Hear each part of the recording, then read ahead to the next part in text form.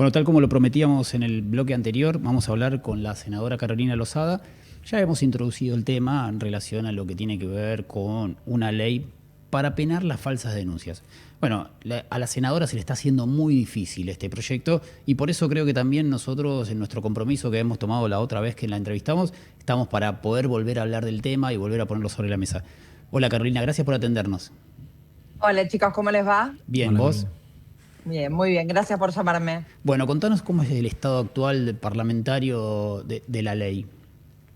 Mirá, la ley está con la posibilidad de salir ya. O sea, cuando haya sesión, si tenemos los votos, la llevamos. En general hay un montón de gente que quiere complicar la situación, pero la verdad es que a mí no me van a amedrentar ni me van a callar. Yo lo que espero es que a otros legisladores que con esto no. A ver, si bien a mí no me amedrentan, buscan con las denuncias hacia mi persona amedrentarme a mí y al resto, a todos aquellos que quieren apoyar el proyecto. Contanos un poco de qué te volvieron a denunciar. Bueno, la primera vez fue por torturas y tormentos y en esta oportunidad creo que tiene que ver con instigación al crimen. eh, no sé, hay un montón, pusieron una lista de cosas, pero es como parte de lo mismo anterior, o sea que yo entiendo que la justicia tendría que desestimarla igual que lo hizo en la vez anterior. No se puede denunciar a una legisladora por legislar. Sí, por Vos supuesto. tenés que, en todo caso, dirimir en una sesión, si estás de acuerdo, excelente, si no estás de acuerdo, no lo votás, o la misma gente que hoy denuncia lo que tendría que hacer es decir en donde tenga que decirlo que no está de acuerdo con el proyecto, qué le molesta, qué no, pero es peligroso en una democracia, creo que Muy, es inédito. muy.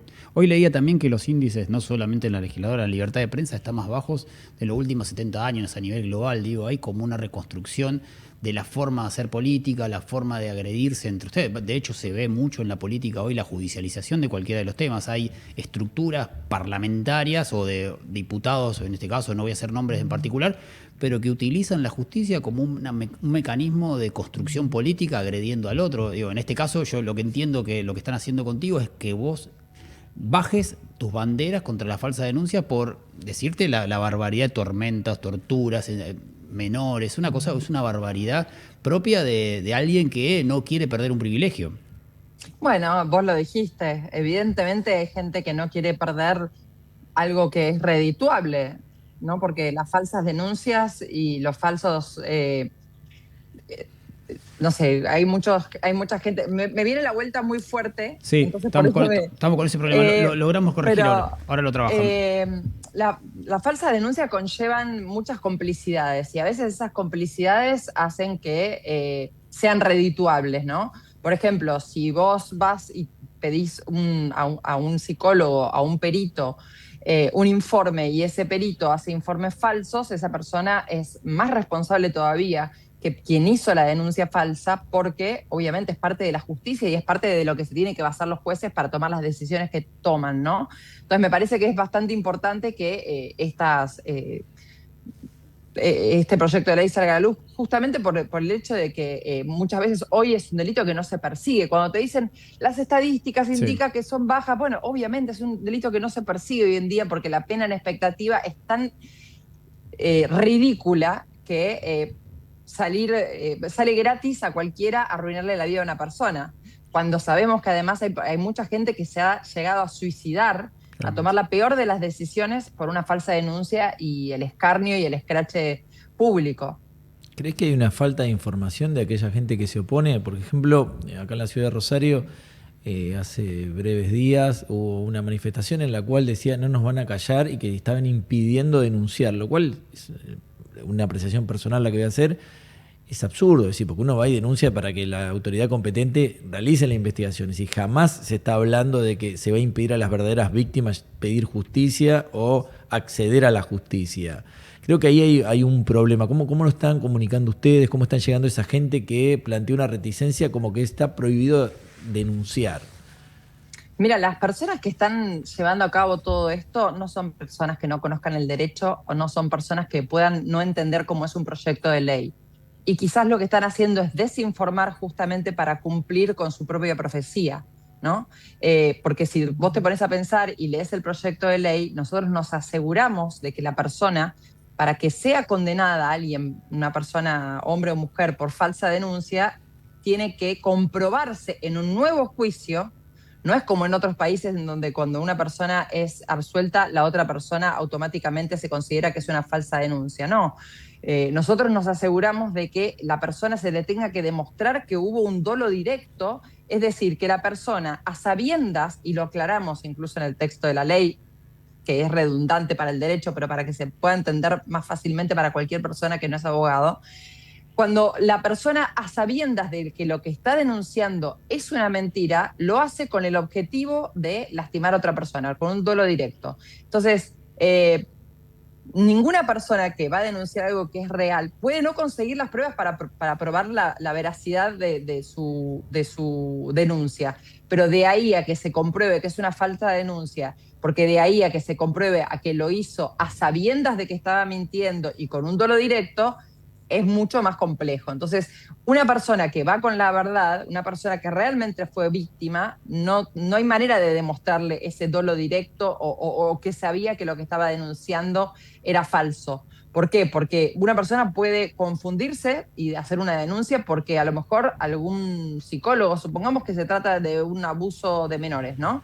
A lo mejor un psicólogo le dijo, mirá, me parece que acá hay indicios de abuso. Obviamente, yo como mamá o cualquiera como mamá o un papá automáticamente va a seguir, va a escuchar lo que le dicen y va a proceder en consecuencia. Ahora, eso no significa que vos estés haciendo una falsa denuncia, porque a lo mejor a vos te dijeron eso y es falso. Entonces, a lo mejor vos no tenés culpa sobre esa denuncia. Entonces, ahí la justicia no te va a meter preso y que una persona salga absuelta no implica que sea falsa o mentira lo que se Claro. denunció. Carolina, te hago una consulta. ¿Quiénes son los que están denunciando nuevamente? Mira, hay muchos de los integrantes de esta asociación que en Rosario fue denunciada por hacer peritajes que la denuncia al menos considera que fueron falsos y que fueron de alguna manera copiados y pegados entre diferentes casos. AEVAS se llama Sí. la asociación. Es una asociación que está a cargo de un ex juez que se fue de la justicia por la puerta trasera porque tuvo que renunciar a su magistratura porque iba a enfrentar un jury de enjuiciamiento. ¿Por qué era el jury? Justamente porque había acoso laboral que le estaban denunciando justamente muchos empleados. Entonces esa persona, el juez Rosansky, un juez de La Plata, encontró otra manera de generar vericuetos legales a través de estas asociaciones, porque son varias que se replican a lo largo y a lo ancho del país. No es solamente en Rosario que está pasando esto, sino que es en todo el país. Y bueno, hacen muchísimo daño. Entonces, evidentemente, hay algún interés que yo desconozco cuál es. Puedo tener mis suposiciones o todos podemos tener nuestras suposiciones, pero la realidad es que lo que tiene que demostrarlo es la justicia, ¿no? En este momento creo que tienen 8 denuncias Sí. por este copy-paste de los diferentes, de las 3 psicólogas estas en Rosario, pero después, si nos vamos al resto del país, probablemente si se investiga se va a encontrar, se podría llegar a encontrar más. Bueno, ahí me quiero detener un poquito.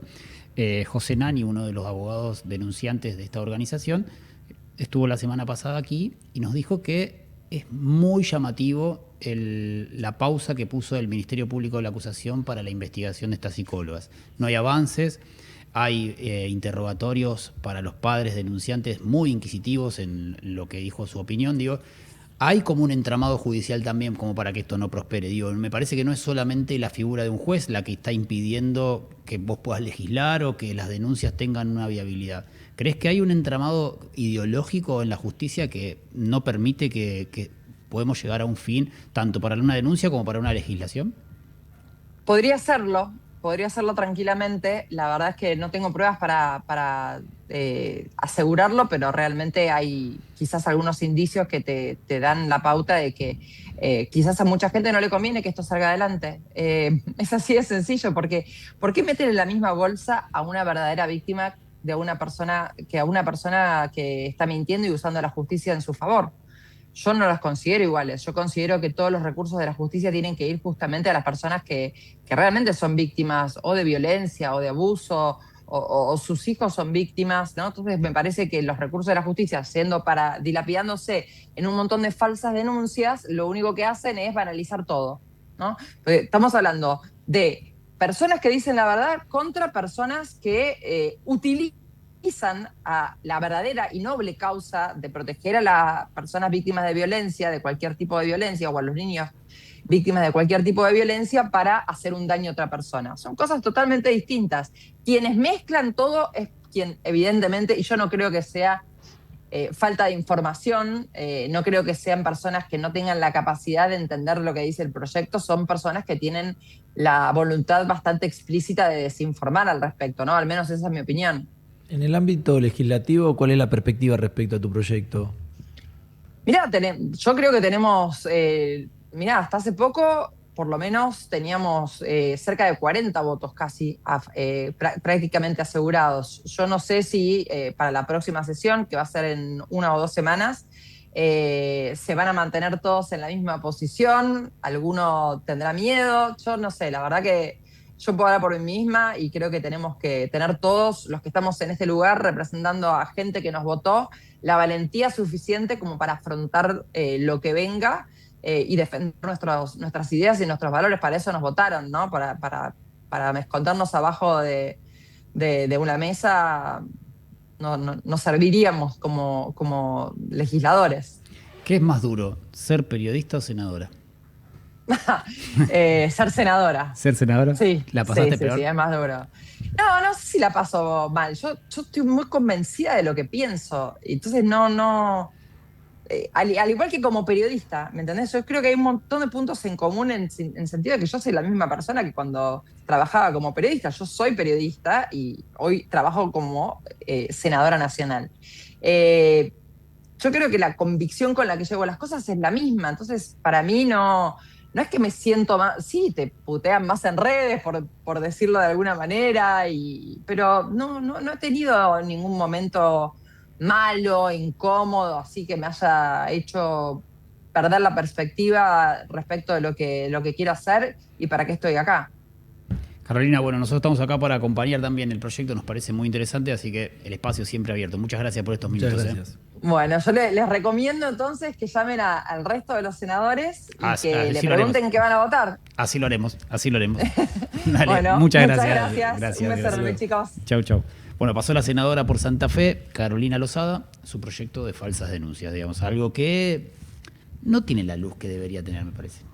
Hay un montón de cuestiones, que por eso preguntábamos cuál era la percepción o la proyección que tiene en el ámbito legislativo. Porque cuando uno recorre los pasillos del tribunal y va charlando con distintos profesionales, siempre uno piensa que va a quedar bajo la lupa y no quiere transgredir o resolver conforme determinados parámetros. Es decir, el hecho de la perspectiva de género, que es muy discutida por los abuelos de Lucio Dupuy. Tuvimos a Fátima Silva charlando sobre la perspectiva de niñez contra la perspectiva de género, como si esto fuera una pulseada. Sí. Y todos los operadores de justicia, inclusive los jueces, ponen un poco la lupa sobre esta situación de cómo resolver.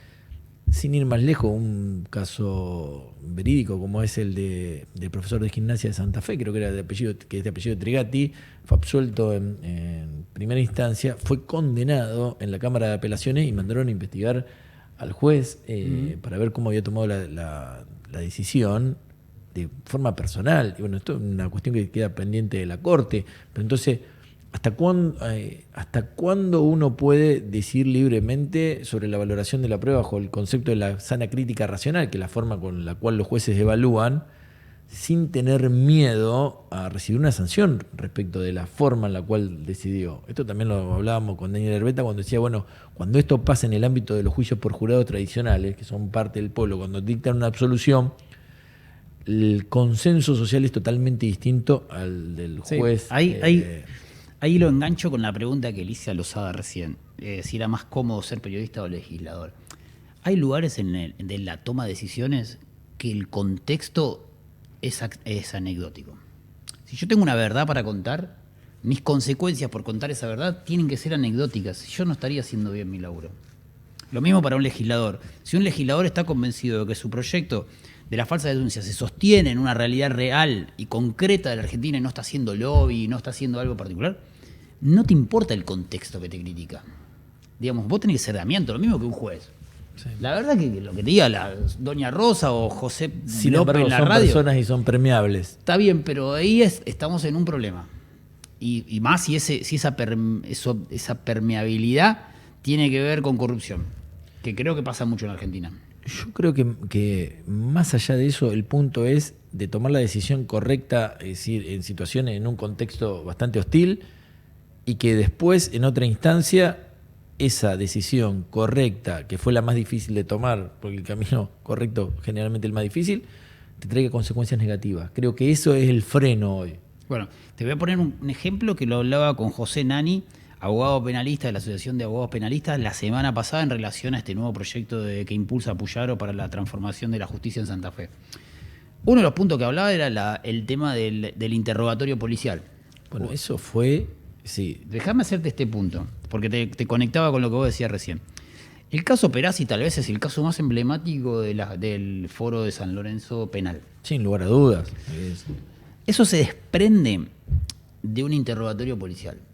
Parte de los policías que terminan detenidos, después sobreseídos muchos, tenía que ver con un interrogatorio al principal acusado, que era Strumia.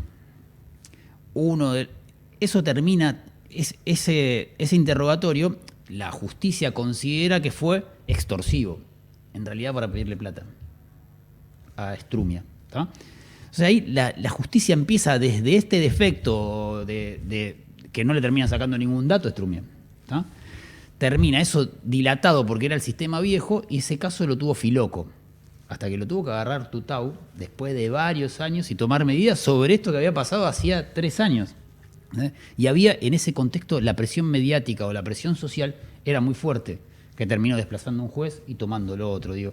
Ahí es donde la justicia en el sistema anterior tenía muy poca visibilidad, sistema escrito, no había nada, y estaban tratando de buscar la impunidad. Quiero ir a ese punto respecto de la policía y de la forma en la cual colectan esos primeros testimonios. Una de las cuestiones en la cual se empezó a capacitar y apareció después lo que es la PDI. Sí. Policía de Investigaciones. La Policía de Investigaciones, y fue, que hoy se llama otra forma, que fue evolucionando, es decir, se tomaban personal capacitado en materia judicial y que sean los ojos del fiscal, pero el fiscal era el que conducía. Sí. Hoy una vuelta en el tiempo donde en las comisarías se va a hacer la investigación inicial, se va a empezar a interrogar sin ningún tipo de garantías, se va a levantar evidencia sin ningún tipo de garantías, lo cual da un lapso temporal en el cual puede pasar cualquier cosa. Cualquier cosa. Y dan lugares a negociaciones, a un montón de cuestiones que son realmente graves institucionalmente, que fue el motivo por el cual el sistema cambió y se le sacó esas facultades a la policía. Total. Y hoy con el agregado, Seba, que vos cuando vas siguiendo la mayoría de los juicios, los elementos electrónicos son claves, sobre todo el celular. Sí. ¿Por cuál? Digo, la custodia de este elemento en un allanamiento o alguien que lo hayan encontrado en fragancia es esencial. Si no hay custodia sobre esto y vos le das la potestad de las primeras horas a la policía sin ningún control, es probable que esto no lo encuentres nunca. Bueno, esos son los momentos en los cuales se da esta pauta de negociación, que en su momento era el sumariante, el que armaba el legajo que después tomaba el juzgado de instrucción o el juzgado correccional, y pasaban días en el cual toda la investigación quedaba en manos de la policía. Te lo duermen. Digo, hay policía bueno, hay policía malo, digamos, pero bueno, era parte de la historia que Santa Fe ya vivió, digamos, no es que nos están contando el futuro, ya se vivió, ya pasó esto en Santa Fe. Eso produjo tantos abusos del derecho, tantos hechos que terminaron en corrupción, en impunidad y en determinadas cuestiones, que el derecho evaluó qué es lo que pasaba, cómo se podía solucionar de esta forma, y se cambió de sistema y se dieron otras facultades, y el fiscal fue el que se hace cargo de toda la investigación y toma la posta. Me llama la atención esta posición de Puyaro. La verdad me llama la atención. No logro comprender porque no hay nadie, excepto ellos, Cocochón y él, a favor de esto. No conozco ni una voz a favor de esto. La implementación de un 0800 donde una persona tiene que llamar, o el personal policial tiene que llamar a una especie de call center para que se comunique con la fiscalía y hacer de intermediación en el protocolo que dice son personas que están capacitadas en los más altos estándares, no sabemos quiénes son, cómo operan, ni la forma. Después del escrito al hecho real, yo he visto cada cosa, la necesidad de los fiscales para que un juez le dé una orden de allanamiento a la noche. ¿Qué es 0800? Tenés que llamar a uno, quién está de turno. Para un fiscal, imagínate un policía en Vera que tenga que sacar, no hay chance que lo atiendan. Seamos realistas, Bueno, digamos. Porque esta si no, situación ocurrió en el distrito Olivero, donde estuvimos llamando durante 6 horas al 0800 para poder tener una comunicación para una intervención de la policía en un tema concreto. no te atendieron nunca. Y nunca nos atendieron. No, es más fácil llamar a Telecom que a llamar al 0800 de la justicia. Es una cosa insólita. Digo, muchas veces cuando el legislador toma decisiones, bueno, en este caso el gobernador es el Poder Ejecutivo, toma decisiones sobre la justicia. A ver, mucho me pasó con lo que dijo Herbeta acá, yo volví a la fuente, ya lo conté. ¿Hay problemas con la implementación del sistema Alberti? Claro que no hay problema. Hay problema, entonces, y vos lo escuchabas. Te doy un antecedente particular, es decir, yo presenté una designación de defensor y pasaron 48 horas, yo estaba esperando que me contesten, ya estaba proveído de antes y el sistema no me despachó la Nunca te notificación. Claro. Bueno. Sí, ahí hay un punto real y concreto. Bueno, pues entonces, desde las altas esferas, entiendo que vos ves normal que después, pero cuando vas a la base, los procesos son completamente distintos. Y la policía, lamentablemente, no es la entidad con mayor skills o habilidades para volver a ocupar un rol tan central en la investigación y en la toma de testimonio, digamos. Claro. Entrar a una comisaría es como entrar a un submundo. Digamos, no sé si hay alguien que no ha entrado a las comisarías últimamente, han mejorado bastante, pero entrar a la séptima de San Lorenzo o algo así, decir, entrar a un mundo paralelo. Y que son todos más o menos Entrar similares. a un Pero mundo paralelo, ¿eh? No es la, digamos, sí. al margen de eso, lo que va a ocurrir después, que cuando eventualmente se vaya a juicio, es una declaración previa, que no es un testimonio en sí. Te lo tumban Y a los 2 segundos. Claramente. Es decir, pero en el mientras tanto, pasa mucha agua bajo el puente. Muchísimo, muchísimo, muchísimo. Bueno, vamos a seguir analizando estos temas. Hay mucho por analizar. Vamos a llamar a la gente que está directamente involucrada y que toma decisiones sobre estos temas para Ojalá que nos Cocochoni, lleven luz. podamos escuchar la versión de Cocochoni. Ya tuvimos la del abogado penalista Nani en representación de la Asociación de Abogados Penalistas. Me encantaría poder escuchar tanto a Cocochoni como a algún constitucionalista poder hablar de esto. Me parece importante tenerlo sobre la mesa y es una transformación que creo que merece de nuestra atención. Seba, buen programa. Muchísimas gracias por la invitación. Nos como vemos la siempre. semana que viene. Gracias a todos.